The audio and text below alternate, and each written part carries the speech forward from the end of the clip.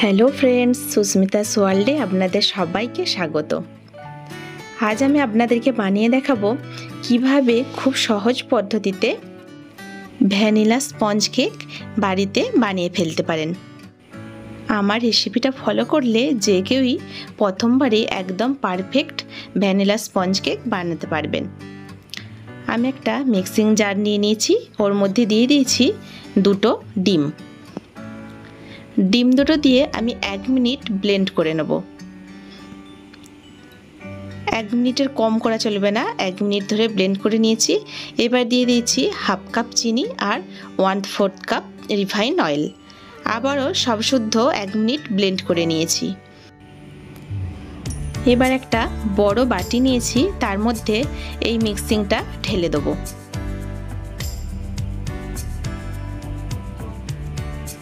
এই কেকটা আপনারা ইলেকট্রিক বিটার ছাড়াই খুব সহজেই মিক্সার গ্রাইন্ডারে বানিয়ে নিতে পারেন।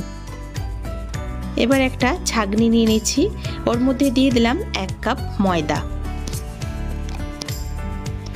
এবার ময়দার ওপরেই দিয়ে দেবো 1 চামচ বেকিং পাউডার, আর দিয়ে দিতে হবে 1/2 চামচ বেকিং সোডা। বেকিং পাউডার আর বেকিং সোডাটা ময়দার সাথে ভালোভাবে মিশিয়ে নিতে হবে। ভালোভাবে মেশানো হয়ে গেলে এবার ময়দা আর সমস্ত শুকনো উপকরণ ভালো করে চেলে নিতে হবে।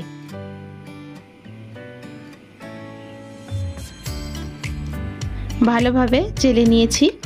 এবার একটা স্প্যাচুলার সাহায্যে মিশ্রণটাকে ভালোভাবে মিশিয়ে নিতে হবে।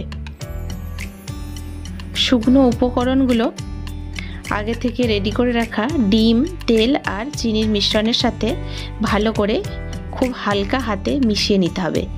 এখানে খুব বেশি নাড়াচাড়া করে বা এদিক ওদিক ঘুরিয়ে মেশানো যাবে না, খুব হালকা হাতে মেশাতে হবে। এবার দিয়ে দেব 1 চামচ ভ্যানিলা এসেন্স।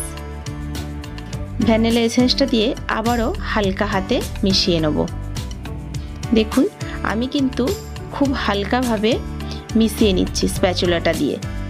আপনারাও এইরকম একদিকেই খুব সুন্দর করে মিশিয়ে নেবেন। বেশি এদিক ওদিক করে ঘোরালে কেকটা বেশি স্পঞ্জি হবে না। এবার আমি একটা কেক টিন নিয়ে নিয়েছি, ওর মধ্যে আমি একটু তেল দিয়ে ব্রাশ করে নিয়েছি। এবার এর মধ্যে দিয়ে দেবো একটা বাটার পেপার। বাটার পেপারটা দিয়ে তার উপরে আবারও একটু অয়েল ব্রাশ করে নিয়েছি। খুব ভালো করে অয়েল ব্রাশ করা নেওয়া হয়ে গেছে। এবার কেকের ব্যাটারটা কেক টিনের মধ্যে ঢেলে দিতে হবে।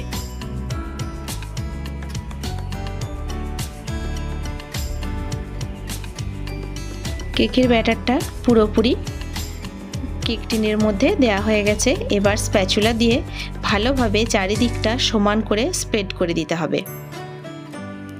এইভাবে একটু ট্যাপ করে নিতে হবে যাতে ভেতরে কোনো বাবলস না থাকে। আমি গ্যাসে একটা কড়াইয়ের মধ্যে এরকম একটা স্ট্যান্ড বসিয়ে 10 মিনিট প্রিহিট করে নিয়েছিলাম।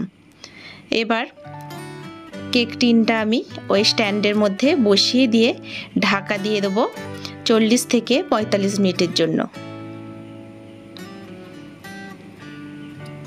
45 মিনিট পর ফিরে এলাম। এখানে আমি একটা টুথপিক দিয়ে কেকটা একটু চেক করে নেব। দেখুন, টুথপিকটা একদম ক্লিয়ার এসেছে। এখানে কেকের কোনো রকম কাঁচা ব্যাটার লেগে নেই। কেকটা দেখুন দেখতে কত সুন্দর হয়েছে আর কতটা ফুলেছে। এবার কেকটা ঠান্ডা করে নিয়ে একটা ছুরির সাহায্যে চারিদিকটা এইভাবে একটু ছাড়িয়ে নেব। একটা প্লেটে এইভাবে উপর করে কেকটাকে আনমোল্ড করে নিতে হবে। এবার বাটার পেপারটাকে খুলে দেব।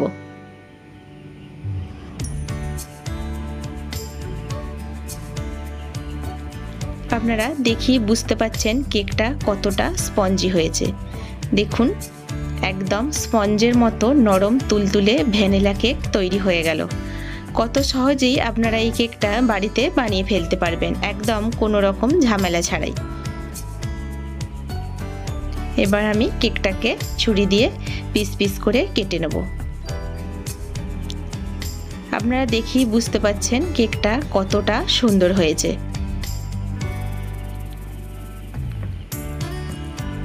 সো ফ্রেন্ডস, আজকের এই ভিডিওটা যদি আপনাদের ভালো লেগে থাকে তাহলে অবশ্যই লাইক করবেন আর কমেন্ট করে আপনাদের মতামত জানাবেন। এইরকম একটা সুন্দর আর ইজি রেসিপি অন্যদের সাথে শেয়ার করে তাদেরকেও দেখার সুযোগ করে দিন। যারা বাড়িতে কেক বানাতে ভয় পান তারা অবশ্যই আমার এই রেসিপিটা ফলো করে একবার বানিয়ে দেখবেন। আমি কথা দিচ্ছি আপনারা ফেল হবেন না। একদম পারফেক্ট কেক এই রকমই বানিয়ে ফেলতে পারবেন খুব সহজেই। আমার চ্যানেলটিকে যারা এখনও সাবস্ক্রাইব করেননি তাদের কাছে অনুরোধ রইল আমার চ্যানেলটিকে সাবস্ক্রাইব করে দিয়ে আমার পাশে থাকার জন্য। তাহলে এইরকম আরও নতুন নতুন বিভিন্ন রকমের রেসিপি আপনাদের সাথে শেয়ার করতে পারবো। সকলেই ভালো থাকবেন, সুস্থ থাকবেন। বাই।